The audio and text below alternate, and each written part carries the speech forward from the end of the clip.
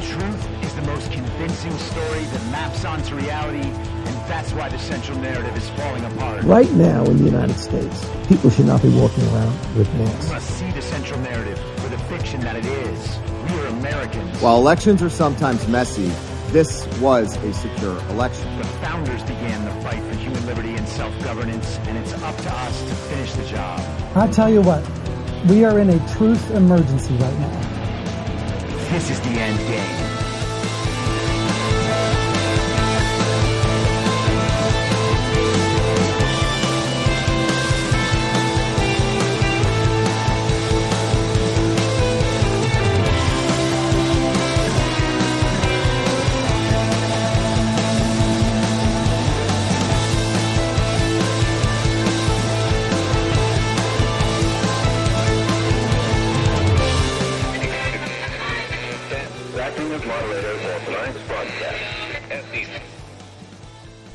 It's Thursday, March 28th, 2024, the 1163rd day of dystopia.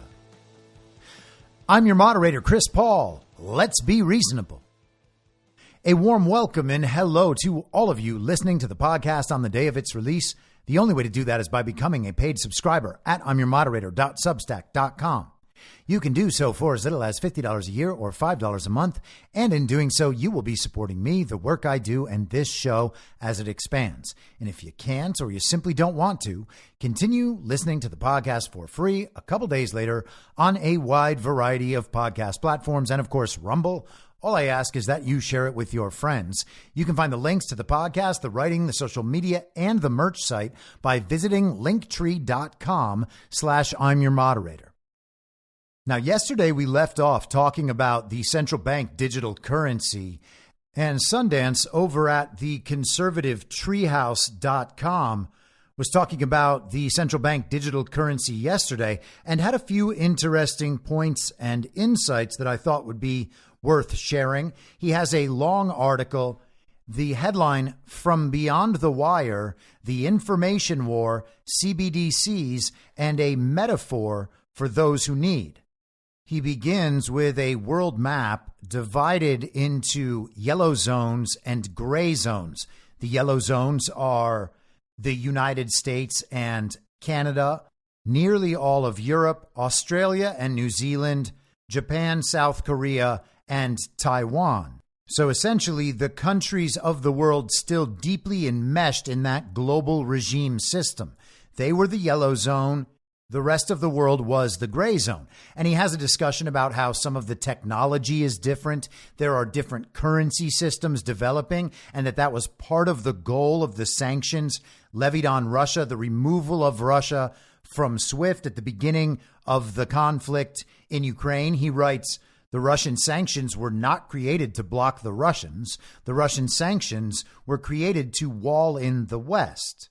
He says there are now networks of people who operate in various places that create proactive financial mechanisms for what you might call financial preppers. These people and groups set up bank accounts in foreign countries for you. They organize addresses, phone numbers, and create accounts that you can access that are outside the control of the dollar-based financial system.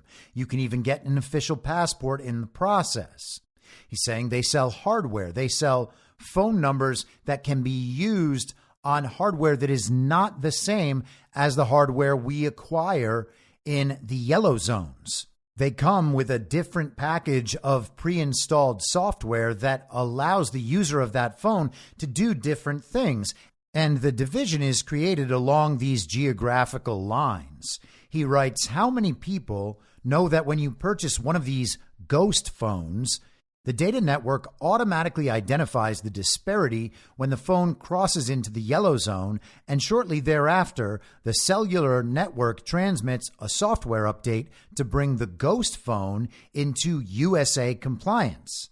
How many Americans know phone apps and internal app functions can exist on phones outside the yellow zone that do not exist inside the yellow zone?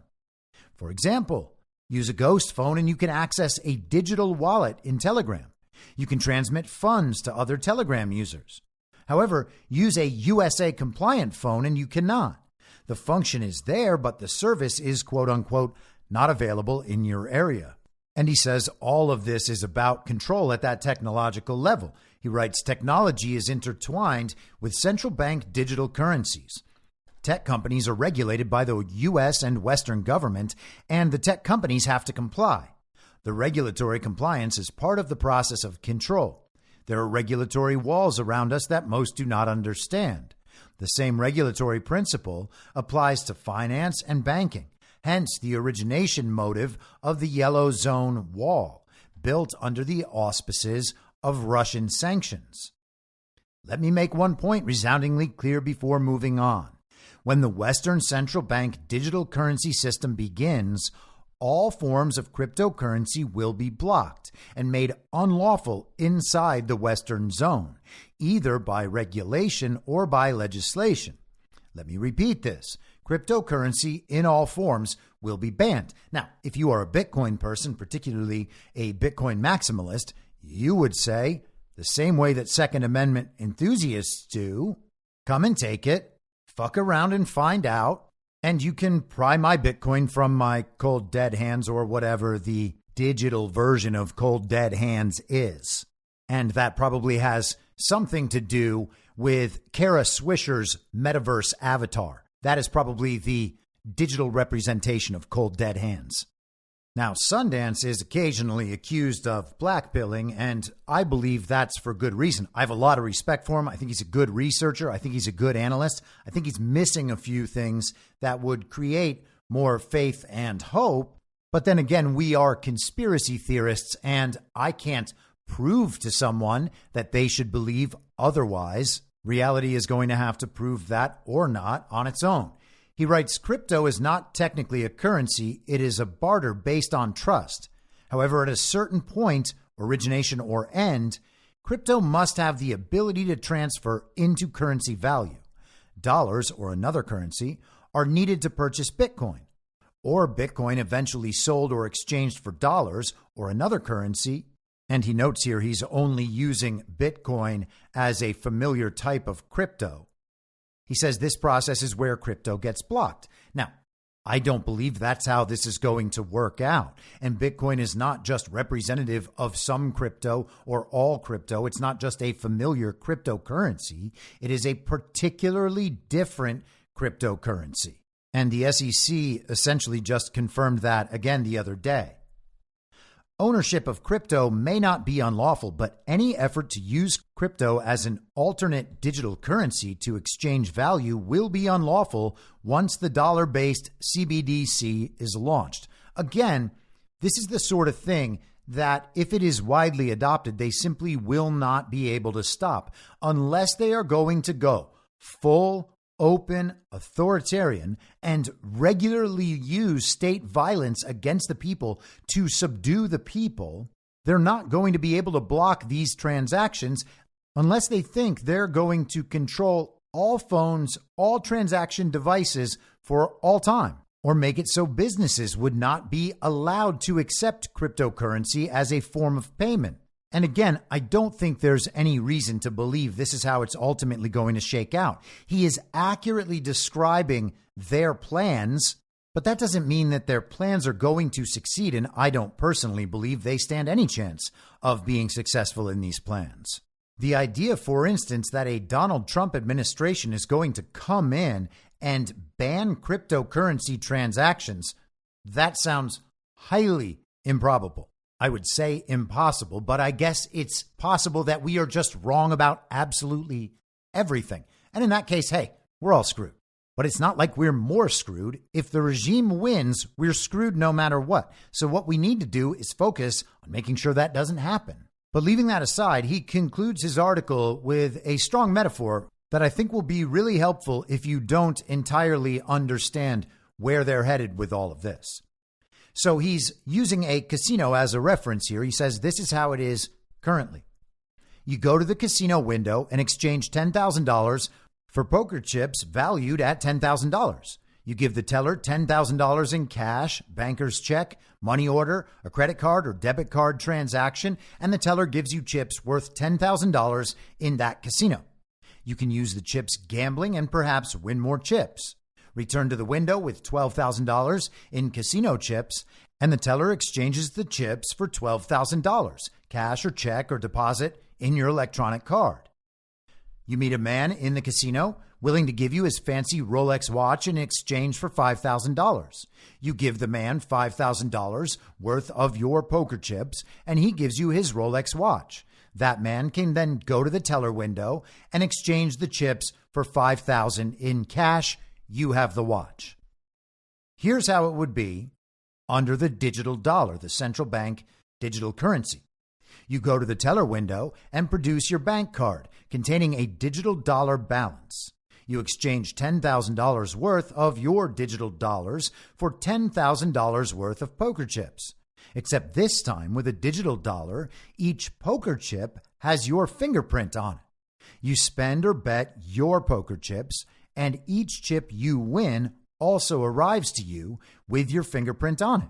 You win $12,000, you return to the window with $12,000 in chips, each with your fingerprint, and the teller uploads your card with 12,000 digital dollars.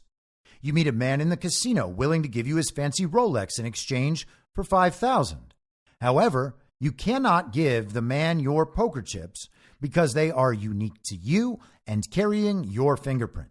If he takes your fingerprint poker chips to the window, his fingerprint does not match the chip. His request for $5,000 in digital dollars would be denied. He cannot sell you his watch. Your transactional capability is limited by the digital fingerprint. He says a digital dollar creates a unique ID attached to that digital dollar. Ultimately, the central bank that issues the digital dollar controls what the digital ID can do, that's you, and what those digital dollars can be used for. That's what you can do. Now, again, this is the exact problem that people believe Bitcoin can solve because it is decentralized and they will not be able to have that control mechanism over the currency. What Sundance is describing is them stepping back and taking the control over the devices you would use to use that currency in trades, in purchases.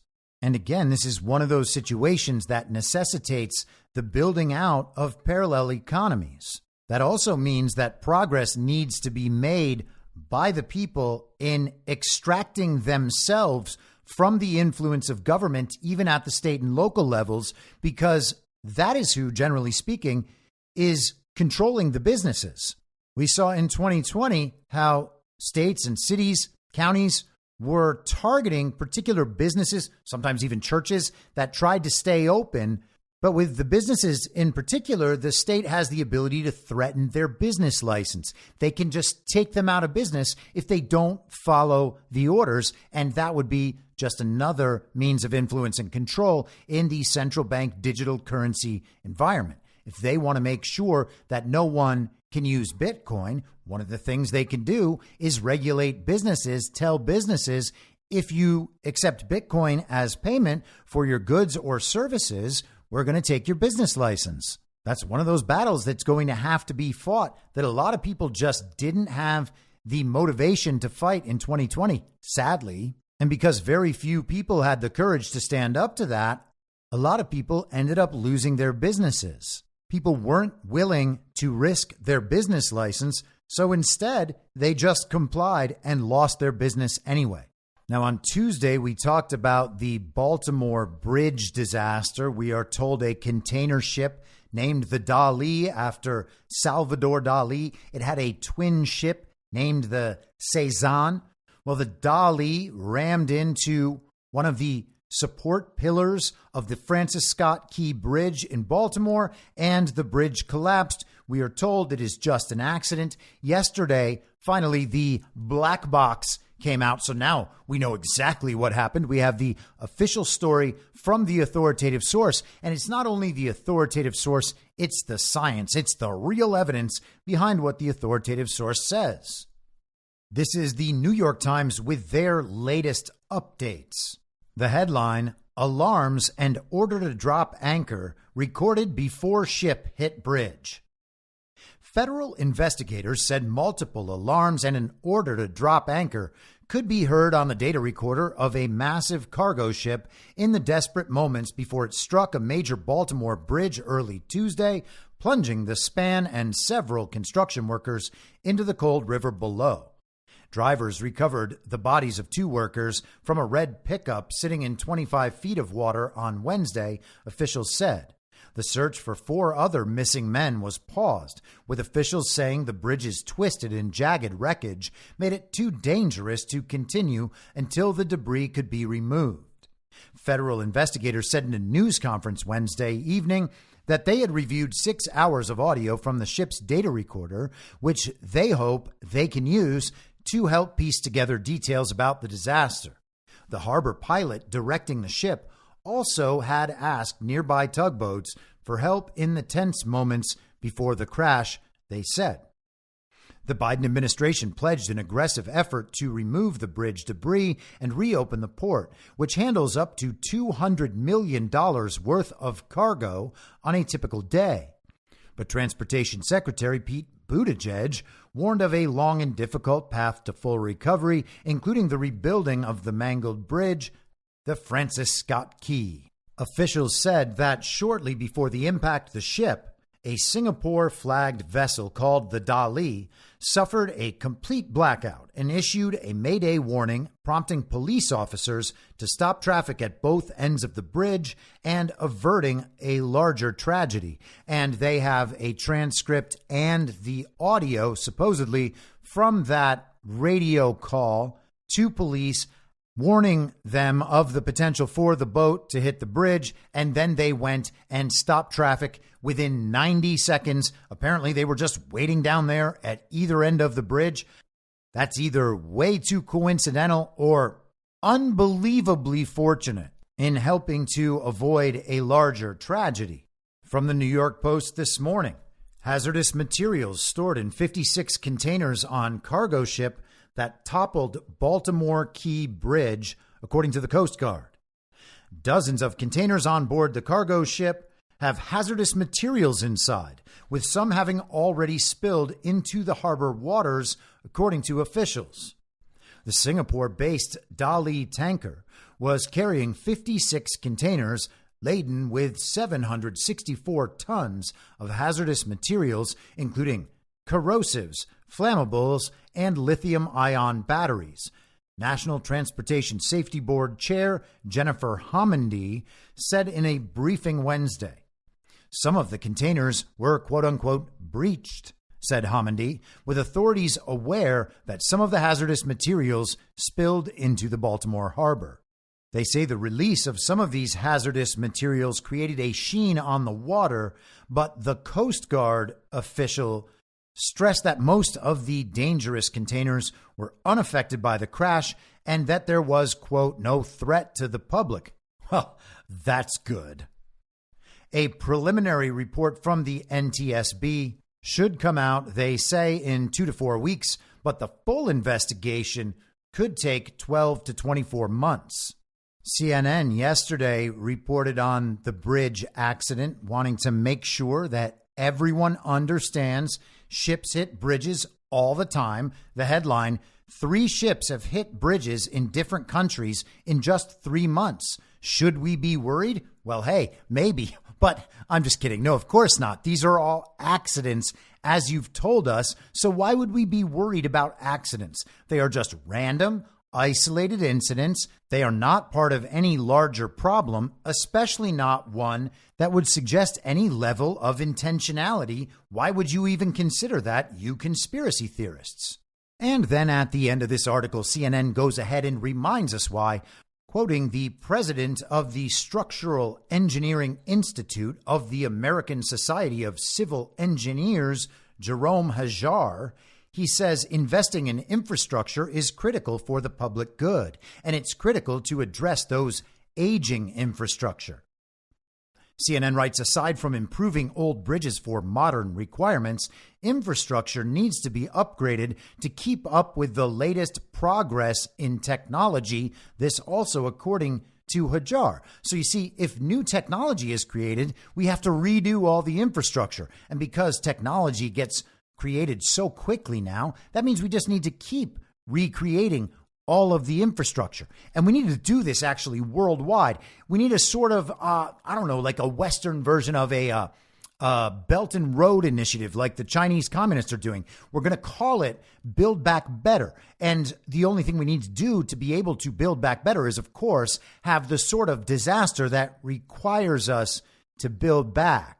And if we're going to do that continuously, if we need a lot of money, we're going to have a lot of disasters that allow us to access emergency funding, because these massive global infrastructure projects, well, they cost a lot of money. We have to pay off all sorts of people. You know how much money laundering is required to get that done? Wait. Just disregard that last 10 seconds. Just as there are advancements in other parts of the transportation industry, high-speed rail, autonomous cars, there are new developments in shipping and ports to adopt. It is critical to invest because of the advancements in technology and to keep our economy strong and progressive. So CNN just contacted the president of an engineering society so he could tell us why it's important that infrastructure spending keep up in its expansion with technological progress overall, because somehow that's necessary. They also quote a man who they describe as a professor of structural engineering at University of Illinois, Urbana-Champaign, and an expert on bridge collapses, saying he pointed to the $1.2 trillion infrastructure bill passed in 2021, which includes $110 billion for roads, bridges, and major infrastructure projects. While the funding is welcome, CNN writes, it's far from the $4.5 trillion that studies have suggested are needed to upgrade American infrastructure to the target level of safety and efficiency. This is according to that professor. He says there are actually now more and more concerns about the future. Are we still going to do the same thing in 20, 30, 40 years? We can't, because if we do that, we can't expect different outcomes. So once again, disasters will continue until full compliance is achieved. You need to give them all of your wealth, your status, your power, your authority. Delegate all of the people's authority to this expert class. They are going to take care of everything. Unless you don't give them the power and the wealth and the decision-making capacity that they need, then everything is going to be a disaster and it will be your fault. But again, all of this is just a random occurrence, an accident, a disaster, yes, but truly accidental. There's obviously no intentionality behind any of this, but now that it's happened, it's a perfect opportunity to implement more of the agenda that was already being pushed for. Now, I know that's a conspiracy theory to suggest that they would want opportunities to build back better just because that's exactly what their agenda that is widely published and publicized. They hold conferences to relay that agenda. Despite the fact that the agenda calls for exactly that, they would never produce the disasters required intentionally. They just get to take advantage of when these disasters happen. Randomly, of course. And to remind you just how random it is, it's also random that the FBI published this press release on Monday. This is from FBI.gov. William J. Del Bagno, named special agent in charge of the Baltimore field office. Director Christopher Wray has named William J. Del Bagno, and I think that this is the Italian pronunciation of his name. It's spelled Del Bagno, but I'm pretty sure that's Del Bagno, as the special agent in charge of the Baltimore field office. Mr. Del Bagno most recently served as the acting assistant director of the inspection division at FBI headquarters in Washington, D.C. Mr. Del Bagno joined the FBI as a special agent in 2005 and was assigned to the New York field office, where he conducted counterterrorism investigations. He also served on the Hazardous Evidence Response Team and became a certified weapons of mass destruction coordinator. In 2012, Mr. Del Bagno served temporarily as a supervisory special agent in the Chemical Countermeasures Unit of the Weapons of Mass Destruction Directorate at headquarters. In 2013, he was promoted to Unit Chief of the WMD Operations Investigative Unit. He became Assistant Section Chief for the WMD Investigations and Operations Section in 2014. So that is quite a history dealing with weapons of mass destruction, counterterrorism, and the Hazardous Evidence Response Team. He was placed in the Baltimore field office as the special agent in charge the day before the Baltimore bridge disaster. Now, I'm totally open to that being just coincidence. It's just a rather remarkable coincidence. And there are many remarkable coincidences going on here. In fact, amazingly, the artist Salvador Dali actually has a painting called The Broken Bridge and the Dream. There is also this that may or may not prove relevant. This is from a website called The War Zone. It's twz.com, written by a military analyst named Joseph Trevithick. The headline, 2 of the fastest U.S. sea lift ships trapped by Baltimore bridge collapse. He writes, the vessels now stuck in Baltimore include the Algol class SS Antares and SS Denebola, both of which are part of the Ready Reserve Force fleet. The Transportation Department's Maritime Administration manages the RRF, that's Ready Reserve Force, and its ships are crewed by civilian merchant mariners. RRF ships fall under the control of the U.S. Navy's Military Sea Lift Command when they are activated for operations. The activation process for RRF ships, which are typically kept at a reduced operating status with a skeleton crew until called upon, can take between 5 and 10 days, depending on the vessel in question. He goes on. Regardless, the current standing of the Antares and Denebola in Baltimore is especially notable. The pair represents a quarter of the entire Algol class, which, as already noted, are especially fast and otherwise capable cargo ships. He writes later, Algol class have been called upon multiple times since they entered U.S. service. Just 5 of these ships were responsible for transporting 20% of U.S. cargo sent from the United States to Saudi Arabia during the first phase of Operation Desert Shield in the immediate run-up to the First Gulf War. The ships would go on to deliver 13% of all cargo that arrived in Saudi Arabia from the United States in the full course of that conflict. The U.S. military subsequently used Algols to support operations in Somalia and the Balkans in the early 1990s, as well as the opening phases of the wars in Iraq and Afghanistan in the early 2000s. So these things are basically workhorses in wartime. They deliver supplies across the world quickly and efficiently, and 2 out of the 8 ships are blocked in to Baltimore Harbor. And one more note from the article. This all comes at a time when U.S. military sea lift capacity is in as high demand as ever, especially as the Department of Defense continues to focus its efforts on preparing for a potential high-end conflict in the Pacific against China. Sea lift is also particularly relevant in light of the current security situation in Europe due to the ongoing conflict in Ukraine and concerns about its potential to spill over elsewhere. The U.S. military has also used commercial cargo ships to help get aid bound for Ukraine, including M1 Abrams tanks and M2 Bradley infantry fighting vehicles, to intermediate staging points in Europe. U.S. Sea Lift ships also continued to be available to help respond to humanitarian crises and other contingencies short of an actual conflict.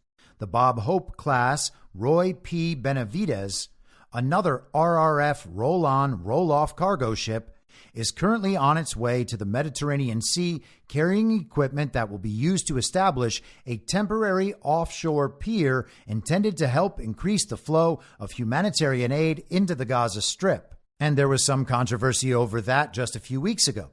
So again, this is one of those things. Is it just a coincidence? Is it information among other information? Is it a fact that just happens to be true, that these ships are blocked in and that's all there is to it because the whole thing was an accident? I wouldn't suggest that the entire incident occurred to block these two ships in.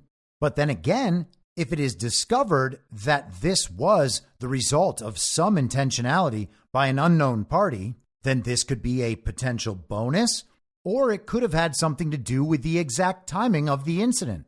Now, as of right now, we certainly don't have proof of intentionality, but that boat took a hard turn and went directly into the bridge support, at least to the extent that that video we saw is real and an accurate representation of what happened. And there is not more to it. We just don't know yet. Yesterday, there was a rumor going around on the internet that the ship was owned by the shipping company Foremost that is run by Angela Chow, who is Cocaine Mitch's wife's sister, the one who was reported to have died when her Tesla went backwards into a pond. Now, I tried to track that claim down yesterday and was not able to put that together. Angela Chow was certainly the CEO of Foremost Group, and they are involved in shipping. It's entirely possible that a connection is there, but I couldn't find it. I couldn't substantiate it. And there has also been a story about how the pilot of the ship was Ukrainian. And there is a website that suggests that might be true. It looks like it is some sort of shipping job placement firm where the pilot of this ship is listed as one of the people they work with. I'm not sure that means that he was actually captaining the ship at that moment. This might be one of those things where it seems like everything adds up, but it doesn't. I'm not saying either of these claims are false. I just don't personally think that they are substantiated enough to use them as building blocks for what I think actually happened. I mean, obviously, if the ship's pilot was a Ukrainian and somehow linked to Ukrainian intelligence or Ukrainian military, then there are a number of directions that you could pursue, including the potential justification for the passage of a spending package that might devote billions, hundreds of billions, maybe trillions of more dollars to infrastructure. Oh, we need to fix all this stuff now.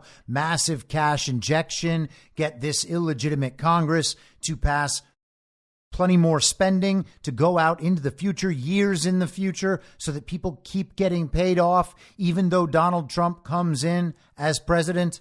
You can certainly create the scenarios, but right now that critical link isn't all that substantiated in my view. So to assume the rest would be, no pun intended, a bridge too far. Now, speaking of Ukraine and acts of terrorism, we haven't spent much time this week on the attack in Moscow last Friday. But since very early on in the process, Vladimir Putin has tried to lay the responsibility for that reported attack at the feet of the Ukrainians and the Kyiv regime controlled by the quote unquote West that directs the action of those Ukrainians. Now, members of the fake administration have been saying since the beginning that there is absolutely no connection to Ukraine whatsoever. This is all ISIS. ISIS even said they did it. They took responsibility. They said it was because Russia was hostile to Islam. And this was all about Islamic fundamentalist terrorism. That's what ISIS is. Except that's not all ISIS is. ISIS was actually started and funded by good old Barack Hussein Obama. And ISIS was destroyed under Donald Trump. Now they have released a new brand of ISIS called ISIS-K. It's like cherry vanilla Coke, but terrorism. So Obama and Brennan and the CIA set up, fund, arm, run ISIS, destroyed and gone under Donald Trump. A few weeks ago, we get a report from the New York Times, a limited hangout, about how the CIA has been training, funding, arming, recruiting intelligence units, basically special forces units that carry out, quote unquote, their own ops. Sometimes those include acts of terrorism within Russia, but the CIA isn't responsible for any of those acts of terrorism. In fact, They are explicitly committed to not directing acts of terrorism by the Azov Battalion or any of the other organizations that they have set up, armed, funded, and run in Ukraine. Now, naturally, we don't know who to trust. You don't want to trust the Western media, and you don't want to trust Vladimir Putin with just whatever he says all the time either. But here is the Western media describing what Vladimir Putin thinks. This is Reuters today. Russia links concert shooting to Ukrainian nationalists. U.S. says nonsense. Russian investigators said on Thursday they had found proof that gunmen who killed more than 140 people at a concert last week were linked to Ukrainian nationalists, an assertion immediately dismissed by the United States as baseless propaganda. Russia has said from the outset that it believes Ukraine was linked to the attack, even though Kyiv has denied it, and the militant group Islamic State has claimed responsibility. And of course, the normie mind says, why would ISIS take responsibility for this attack unless it was them who did it? Because we know that they're going to go after who did it, and they're going to go after ISIS if ISIS claims they did it. So why would ISIS claim they did it if they didn't do it? And well, normie, you're why they would do that. Because you will believe it's ISIS now till the end of your days, no matter what other proof is presented, no matter what actually comes out, no matter what actually happens. You will believe it's ISIS and not Ukraine because you love Ukraine, you support Ukraine, the very brave Ukrainians and their very sovereign borders. You've supported them the whole time. And you support the United States and the global regime because they're the ones who tell you they're looking out for you so you don't have to look out for yourself. And not looking out for yourself makes life so much easier. In a statement, Russia's investigative committee said for the first time that it had uncovered proof of a Ukrainian connection. While it described the nature of the alleged evidence, it did not publish it.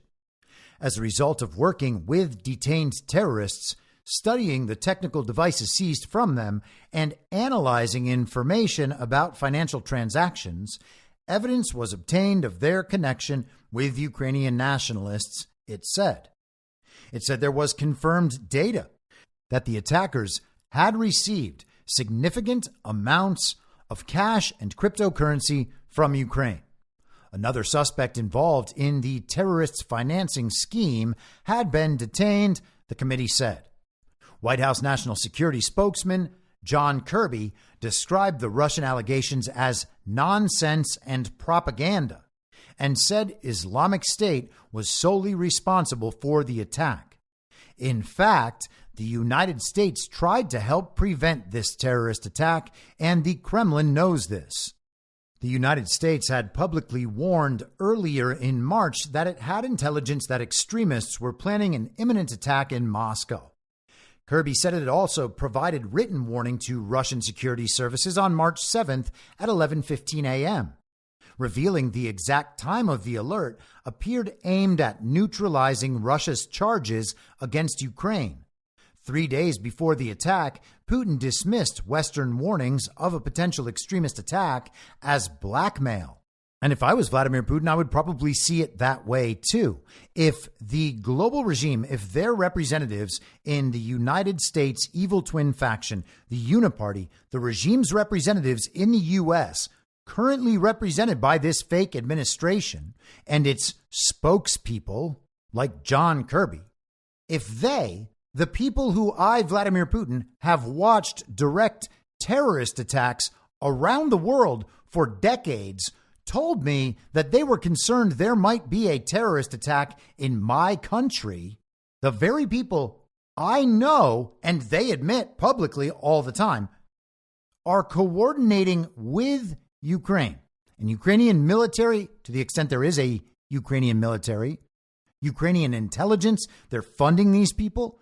They're giving them their intelligence. They're targeting where the Russian leaders are located for assassinations. They're sending weapons. They're rallying allies to oppose Russia. They're opposing Russian interests at the United Nations. They're doing everything they possibly can to wage war against Russia, including those sanctions, by the way. Those people are now telling me, Vladimir Putin, that there is going to be a terrorist attack by extremists in my country. Is that a warning or is that a threat? Now, I think all of this stuff is chess move against chess move. There is a current, ongoing public negotiation between these parties. The warning goes out. If you don't do XYZ, this is going to happen. The opposing party fails to comply. Therefore, this is going to happen. And it did. And now we are back in a familiar situation where there is an accusation made about U.S. involvement or British involvement in some act of terrorism or attack on infrastructure, and it is denied completely as if it is the most ridiculous conspiracy theory of all time, and then later on it proves to be 100% true. We have also seen the U.S. with British intelligence and whatever Ukraine is attack critical infrastructure, like the Crimean Bridge or like the Nord Stream pipeline, so we're told. We've seen them attack Russian ships. We have seen them use waterborne drones, or at least we've been told this has happened. Waterborne drones to attack Russian ships. Now, could there be other attacks with waterborne drones? Sure, there could. Were there? Who knows? But it's worth thinking about if some of those other pieces begin falling into place. But nonetheless, we are supposed to believe the fake administration when it says that they warned Russia just out of the goodness of their hearts. But let's close out this article. Russia says the fact that the U.S. was able to name the alleged perpetrator so fast is suspicious. The head of Russia's FSB security service said earlier this week, again without providing evidence, that he believed Ukraine, along with the U.S. and Britain, were involved. Western security analysts say the attack raised questions about the resourcing and priorities of Russian intelligence agencies that have been heavily focused on the Ukraine war and the need to stamp out opposition to it within Russia. Okay, so Russian intelligence is focused on stamping out opposition to their efforts in Ukraine within their own country, and they're so busy doing that they just missed this attack despite the U.S.'s warnings. Yeah, that sounds like very accurate intelligence analysis. Now, whether or not it was actually Ukraine involved in those attacks that we assume happened as they've been reported, whether or not any of that is true, Russia is still using that attack as a justification for going harder after Ukraine, especially as they were already involved in a retaliation campaign based on a series of attacks from Ukraine into Russian territory. Aspects of the global regime have tried to spin this as Vladimir Putin being unable to keep his people safe. It was his brutal invasion, his war of choice and opportunity that has put his people at risk right after he was just once again reelected. Now, Ukraine and the West call that election illegitimate, and they claim that the people in the so-called Ukrainian territories who voted for Vladimir Putin in the Russian election, they were all coerced to vote in the Russian election. But of course, they still consider themselves Ukrainian, even though they are ethnically Russian and speak Russian and were the targets of an ethnic civil war in Ukraine for the last 10 years. Yeah, they're being coerced to vote for Putin in the Russian elections. All of that is illegitimate. But also, Volodymyr Zelensky, the comedic actor in Ukraine, his presidency is supposed to be coming to an end. They are supposed to have their elections this weekend, but they're not. They just canceled those elections. Why? Because of Putin's very brutal invasion. That means the regime can just hold on to power in Ukraine in the person of the comedic actor, or maybe they'll swap him out. Or maybe he already has no power at all, and it is just the military in control there. I mean, they were contesting Volodymyr Zelensky for power just a few weeks ago. But let's bring things back to the good old U.S. of A. Today, the nearly fully disgraced House Speaker Mike Johnson posted on X, formerly Twitter, "Together with the 11 House impeachment managers, I sent a letter to Senator Schumer telling him we'll deliver the articles of Secretary Mayorkas' impeachment to the Senate on April 10th and that he must hold a full trial. The American people deserve accountability. Oh, he must, huh? I'm sure that means he will. Here are the impeachment managers for the record: Mark Green, Michael McCall, Andy Biggs, Clay Higgins, Ben Klein, Michael Guest, Andrew Garbarino, Marjorie Taylor Greene, Austin Pfluger, Laurel Lee, and Harriet Hageman. So that is your all-star team who's going to take down the big bad Alejandro Mayorkas. And if you believe that, you're going to have to prepare yourself for yet another rug to be pulled out from under your feet. Here is the letter dated today.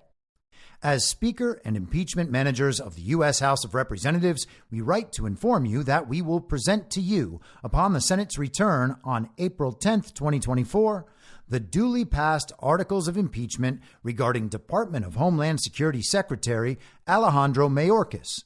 We urge you to schedule a trial of the matter expeditiously. Now, you got to wonder in the Senate calculus, would it be good for the Uniparty and the regime to put our immigration problem on display and allow Alejandro Mayorkas to be the whipping boy, to be the fall guy, to take responsibility for the slave trade happening at the southern border? Would that create the momentum to pass the border security measures in the unipartisan compromise?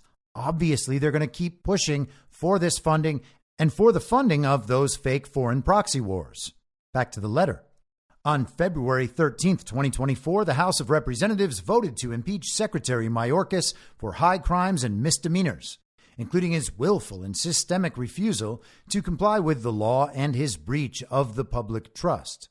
The evidence on both charges is clear, comprehensive, and compelling.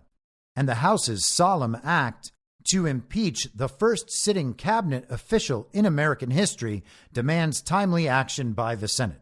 It also deserves chuckles from virtually everyone.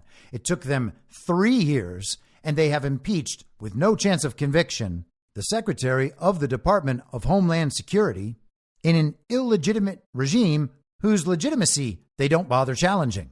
Now, for the record, if in this impeachment hearing we get more than just the immigration stuff, and we get into CISA and its role in elections and censorship, all of that under the Department of Homeland Security, and if we have some way to unwind some things all the way back to the beginning of DHS, back to the Patriot Act, back to 9/11, well, then maybe we could be in for a real treat, but I don't expect that to be the case. I'm not saying we'll never get there. It just doesn't seem like we're going to get there now, but I would love to be wrong. Back to the letter. This methodical approach led us and the American people to the conclusion that Secretary Mayorkas' actions warranted impeachment. He refused to comply with the requirements of the immigration laws passed by Congress. In fact, he directed, through a series of memoranda, DHS employees to violate U.S. immigration laws. Consequently, the Secretary is responsible for releasing millions of illegal aliens into the interior and creating unlawful mass parole programs. Throughout his tenure, he has repeatedly lied to Congress and the American people about the scope of the crisis and his role in it. His unlawful actions are responsible for the historic crisis that has devastated communities throughout our country, from the smallest border towns in Texas to New York City. The constitutional grounds for Secretary Mayorkas' conviction and removal from office are well-founded, and the historical record is clear. The framers of our Constitution gave Congress this authority for scenarios where executive branch officials who are responsible for executing the laws passed by Congress flout the law, substituting their own judgment for that of Congress. We call upon you to fulfill your constitutional obligation to hold this trial. The American people demand a secure border, an end to this crisis, and accountability for those responsible. To table articles of impeachment without ever hearing a single argument or reviewing a piece of evidence would be a violation of our constitutional order and an affront to the American people whom we all serve. And there is your preview of what will probably happen. Fox News essentially said the same thing today. Well, Jillian, good afternoon. The Senate must at least launch a brief impeachment trial. The House narrowly impeached the Secretary of Homeland Security, Alejandro Mayorkas, in mid-February. So here's what's going to happen on Wednesday, April 10th. They are going to bring over the articles of impeachment and the House impeachment managers. These are the House members who serve as prosecutors to the case. They will be marched over, kind of an entourage across the Capitol Rotunda, to the Senate.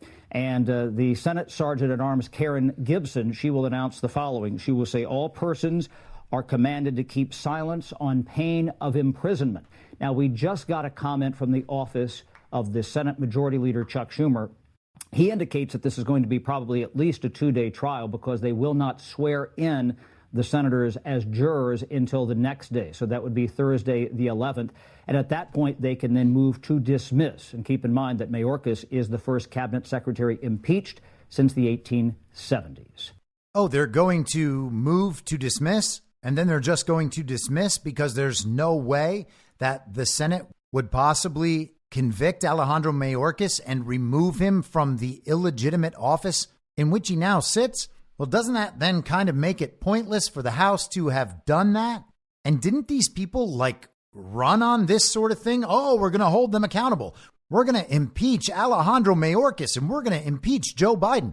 But they're not going to impeach Joe Biden. And so what? They impeached Alejandro Mayorkas. We might not even get the trial. They might just move to dismiss. And again, I'm not trying to blackpill. I'm just saying this stuff is for show. If you listen to this show, and you have for a while, you'll know I've been making this point for a very long time, and I have no reason to back down from that perspective whatsoever. I've said from the first moment Joe Biden became fake president that impeachment is not the way to remove a fake president. His illegitimacy must be shown to the nation, and he must be removed for that illegitimacy. He's not a duly elected legitimate president in the first place. Impeachment isn't the cure. And so, of course, it follows from that if that illegitimate president is appointing these people like Alejandro Mayorkas, then impeachment isn't the path to removal for him either. He is a product of Joe Biden's illegitimacy, which is a product of a stolen election and a usurpation of our nation and its federal government. All of that must be dealt with, and it doesn't get dealt with by an illegitimately elected Congress impeaching a cabinet member.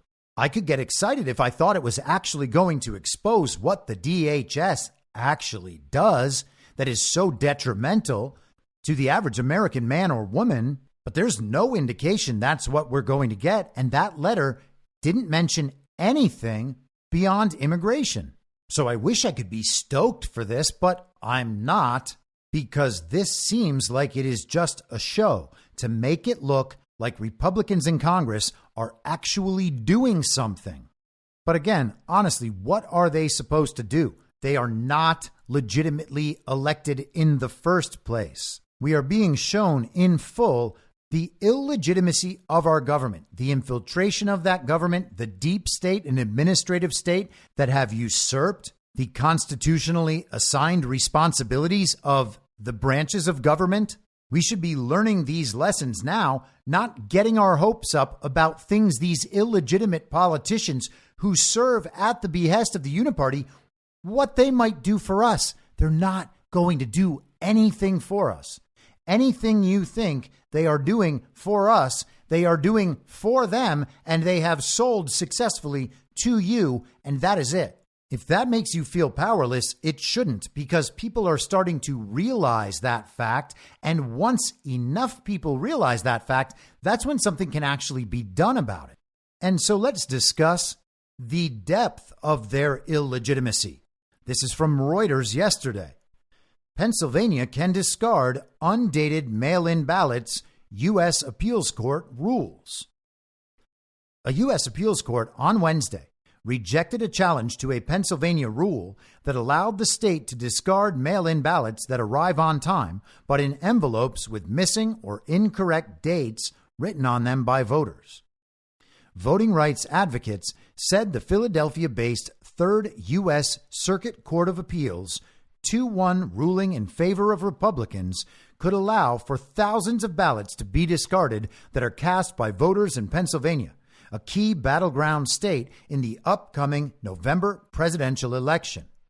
Several advocacy groups, including the Pennsylvania State Conference of the NAACP, had sued in 2022 to challenge a state requirement that counties reject mail-in ballots with a missing or wrong date written on their envelopes.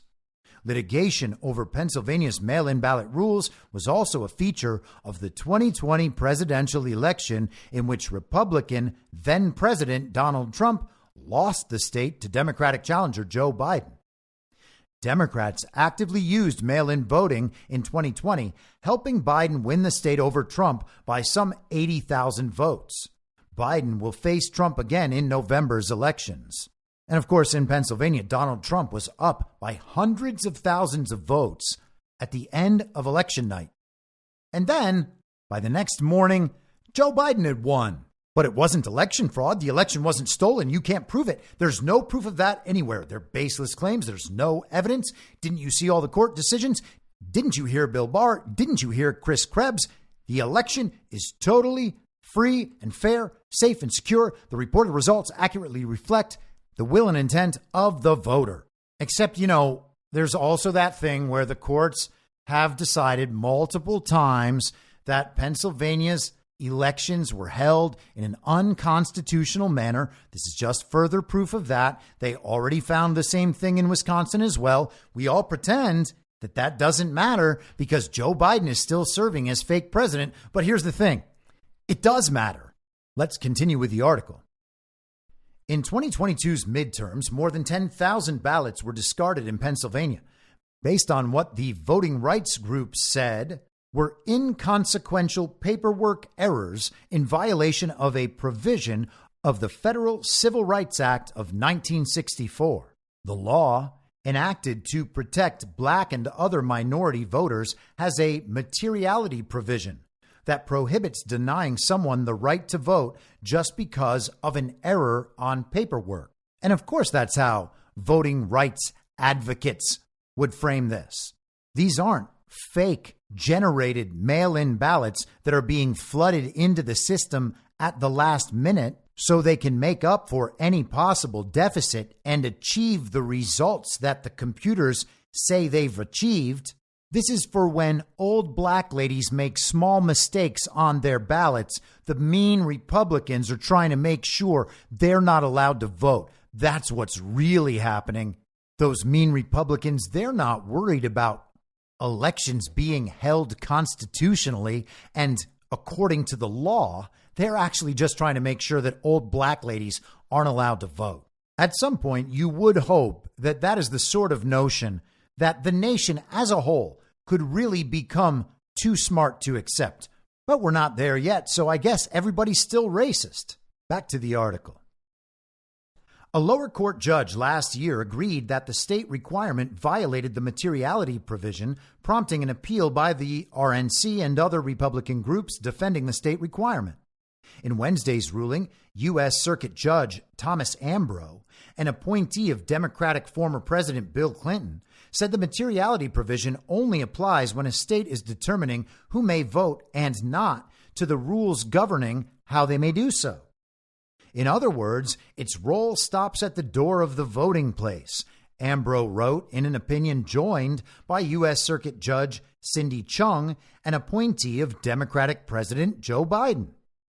U.S. Circuit Judge Patty Schwartz, an appointee of Democratic former President Barack Obama, dissented, saying the ruling would allow Pennsylvania to, quote, toss a ballot cast by a qualified voter based on mistakes on required paperwork immaterial to determining voter qualifications, end quote. Now, they're framing it all as the markings made on the ballot by a voter. But that's not the only reason why we wouldn't want undated mail-in ballots to be accepted, particularly not when states say, well, we need an extra week after Election Day to see if more ballots come in. We don't want them getting stuck in the mail. So you've got that piece. But then you've got the Facebook drop boxes, the ballot drop boxes everywhere where ballots can just be dumped in after Election Day, collected. There's not going to be a postmark on them because they don't go through the post office.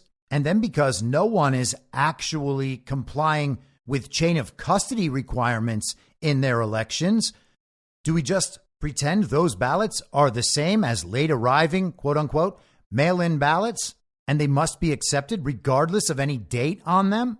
And it would be one thing if cases like these were isolated, but they're not isolated. They're part of a pattern. And the argument from the quote unquote voting rights activists and advocates always ends up supporting the side that says we can allow any ballots into this process, any ballots that we can get our hands on, those count. There are no restrictions. We don't have to follow the laws about any of it. And you got to think about that.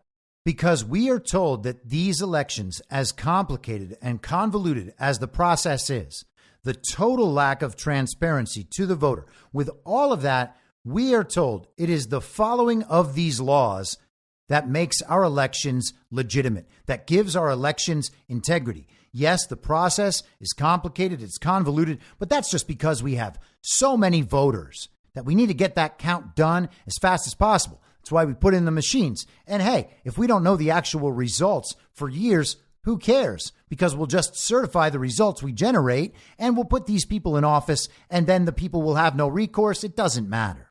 The laws are in place, which means the system has integrity. And if we don't follow the laws, well, you're not allowed to complain or else you are destroying our democracy. Let's close this out. Ari Savitsky, a lawyer for the voting rights groups at the American Civil Liberties Union, the ACLU, in a statement said they are, quote, considering all of our options at this time, end quote, which could include an appeal to the U.S. Supreme Court. By all means, please do that.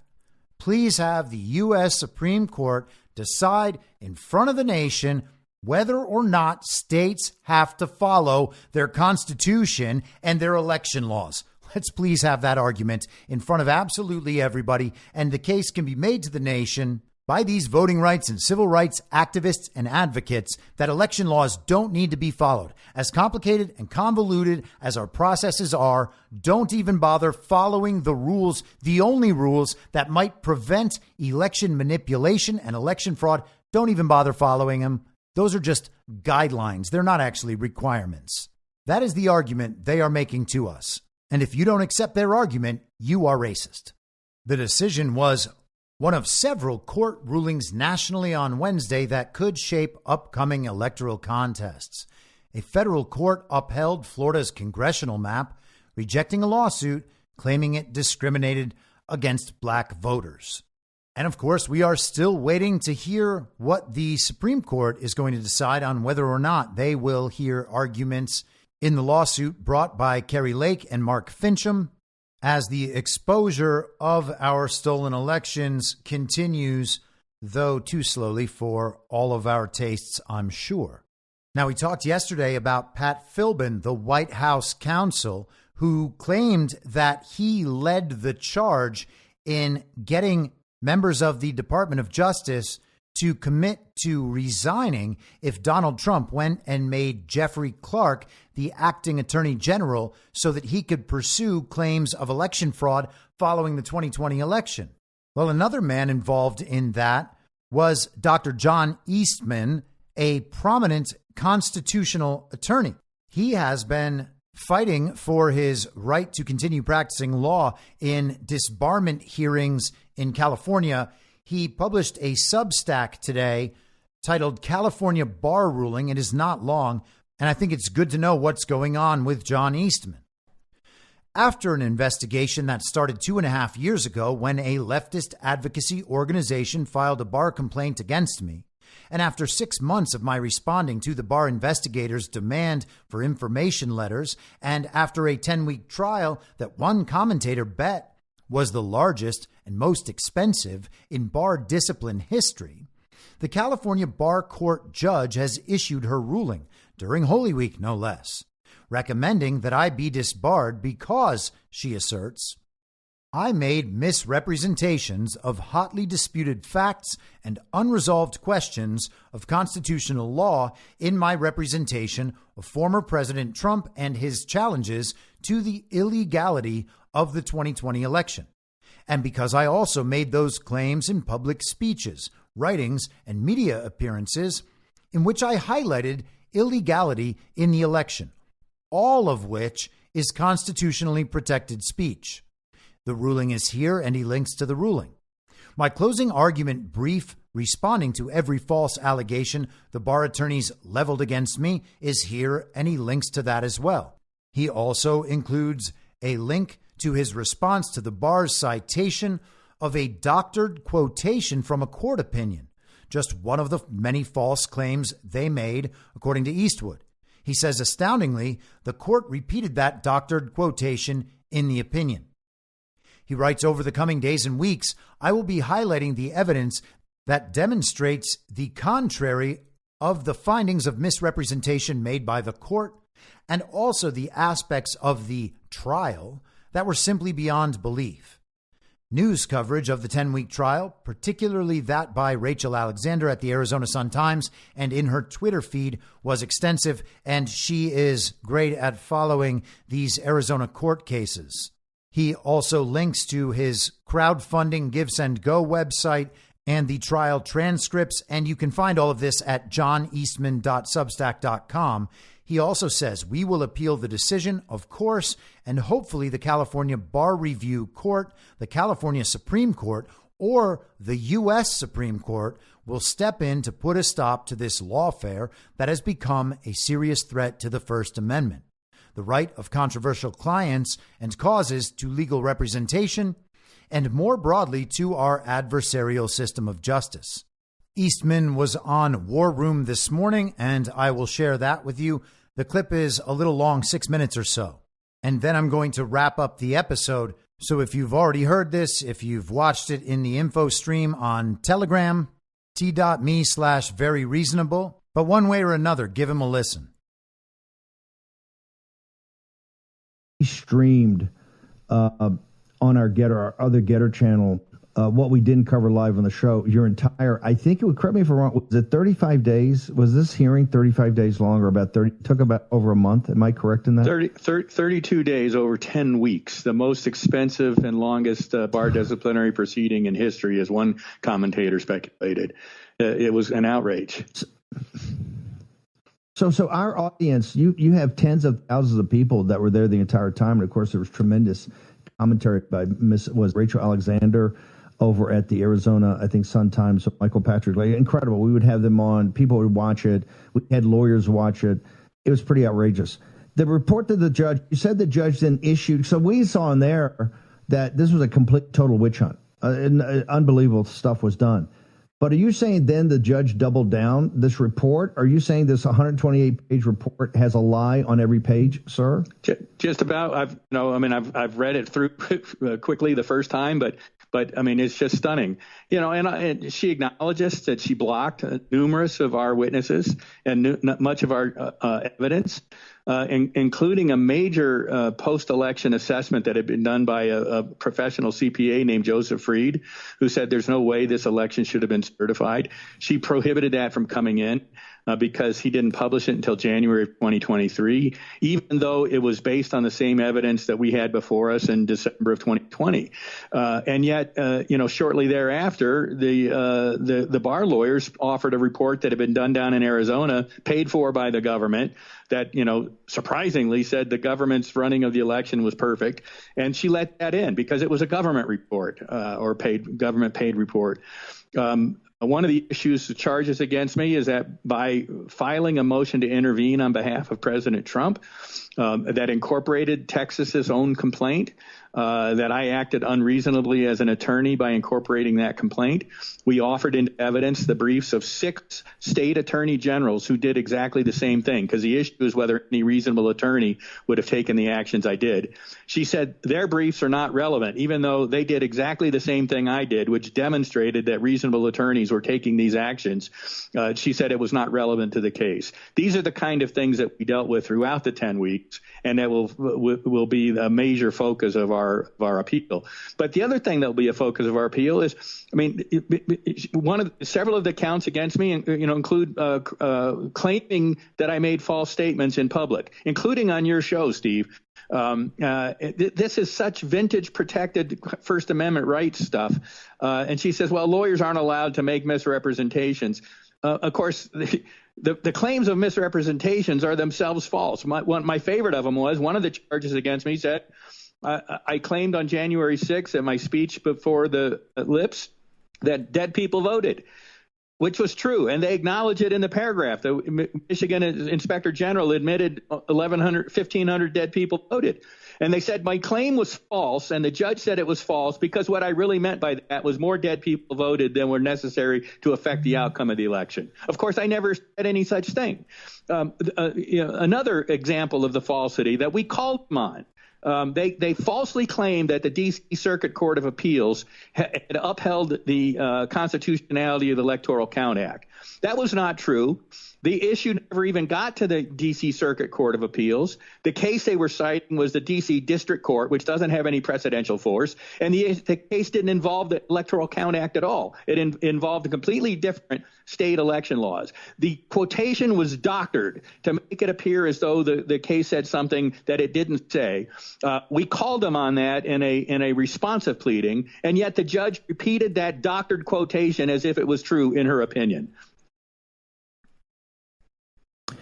Can we hold you through the break because Mike Davis is going to join us? I want to make sure that we've got plenty of time with you in this. Mike Davis get commentary and get you back. Here's the question on a general basis.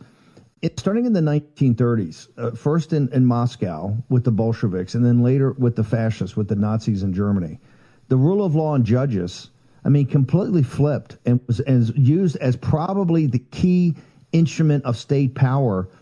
Suppression of people's rights, freedom, and we saw what happened there. You had the Nazi judges, and people seeing the black and white newsreels of what they did, and also the Moscow show trials. When we sat there for the 32 days and saw what happened live in court where they couldn't hide, and now you have this report with all these lies and misrepresentations, how are we then to see as citizens that the radical left is going down the same path? We see what's happening to President Trump, but yours in particular, where there's such blatant misrepresentations, lies, and then using procedure against you, sir? Well, it's a problem, and one only hopes that the upper courts that will consider this on appellate review will step in and fix this problem, because it's a travesty. What the essence of the ruling is that the government has spoken, and we said the election was the most secure in history, that there wasn't any evidence of fraud. These are the things that they said. And because I kept offering evidence that there was, I must be lying.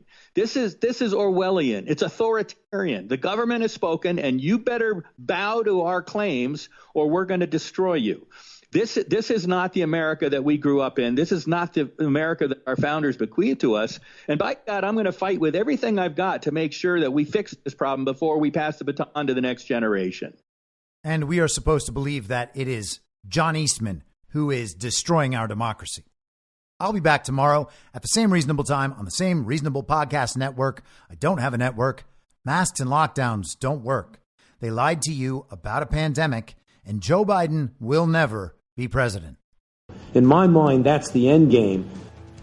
If you're listening to this episode for free, you can support me and support the show and the work I do by signing up for a paid subscription at imyourmoderator.substack.com. You can do so for as low as $50 a year or $5 a month. Comes out to under $0.25 per episode, and you'll blast right through the paywall for all of the writing. The merch store is www.cancelcouture.com, and you can find everything else by heading to Linktree, linktree.com/imyourmoderator. And I'll see you soon out on the range.